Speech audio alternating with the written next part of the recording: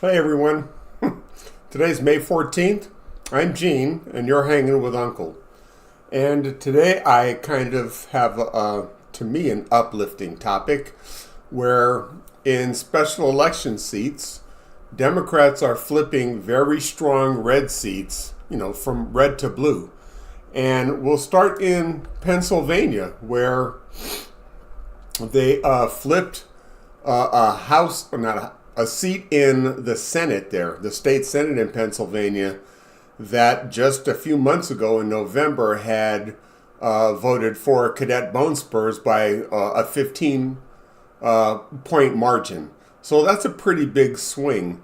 And it's indicative of how frustrated people are by the lies being told by this corrupt administration. Also in Iowa, they flipped a seat that was again held strongly by the coward in chief to his level, but now it's represented by a Democrat. Now those are two very deeply red states, but it shows how people are upset about the lies that are being told. So, for example, you keep hearing, "Oh, we're not going to cut Medicaid." Yet, a bill passed the House and Ways and Means Committee. Sorry about that. Supporting cuts to Medicaid and giving tax cuts to billionaires. A continuation of trickle-down economics, and people are tired of it. So that whole lie about how Republicans say, "Oh, we don't have any plans on cutting Social Security and Medicare," is a lie. The proof is in the pudding and the way they voted. And just, look at the House Ways and Means Committee and you'll see that. And of course, the link is in the description box below. But Democrats also reveal their targets to flip the House and Senate during the midterms next year. And I believe it's very possible. So let's see. This I think is going to be a tough one. I'm not going to say that this is going to happen because Tom Tillis, the Senate guy in North Carolina, they're targeting his seat. If that happens, then that will show a major shift on how people think about what's going on in the GOP. But also you have seats in Florida. Marco Rubio's seat, since now that he's the Secretary of State, that seat will be up. And again, you can't keep saying we're going to lie, or we're going to not do this and then lie and do the opposite. So, for example, I remember Rick Scott, the other senator in Florida, the Republican, unveiling his plan to sunset Social Security. So, don't tell me Republicans don't have a plan to get rid of the entitlements or things that we have paid for all our adult working lives.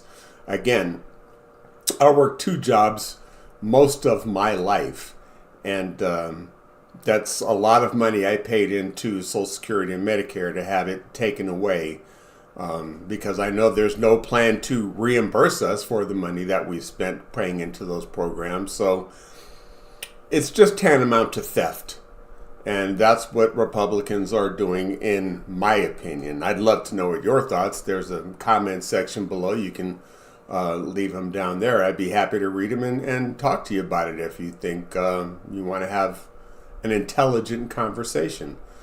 So I think a big one for me that I think definitely needs to happen is Susan Collins in Maine, who's running for her 4th term, although when she ran only promised to run twice.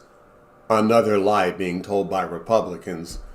I'm not saying Democrats don't lie, but these are ones that are very obvious that you can research for yourself and see and understand why I don't support Republicans. Again, I only vote Democrat because I don't want my Social Security or Medicare or any other rights. I don't want SNAP cut. I don't want any of those plans cut. And again, the only people that are complaining about having their taxes raised are the ones that don't want to pay taxes, which is the millionaire and billionaire class. So that, again, another lie. Oh, Republicans pay 65% of all the taxes, or not Republicans, rich people pay over 65% of all the taxes in America is bullshit. They don't pay anything. So, for example, let's look at Bezos, who I think pays himself an annual salary of about $84,000. When look at the billions they're raking in. So,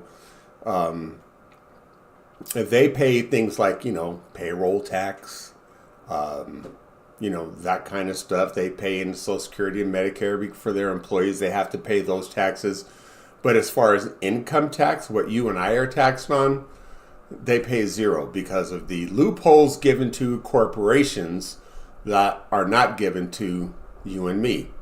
So again, if corporations are people, according to the ruling from Citizens United, then let's eliminate the corporate tax code and have one tax code, because income is income. If corporations are people, they should have the same tax liability that you and I have. Again, if you have other thoughts or comments, please leave them in the comment section below. I would love to know what you think. So remember, guys, the midterms are coming. It's a year away, and we have the opportunity to vote people into the House and Senate in Washington, D.C.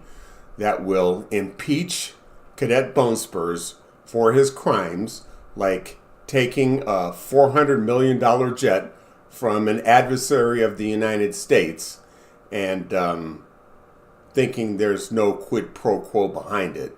So let's impeach him. Let's convict him in the Senate.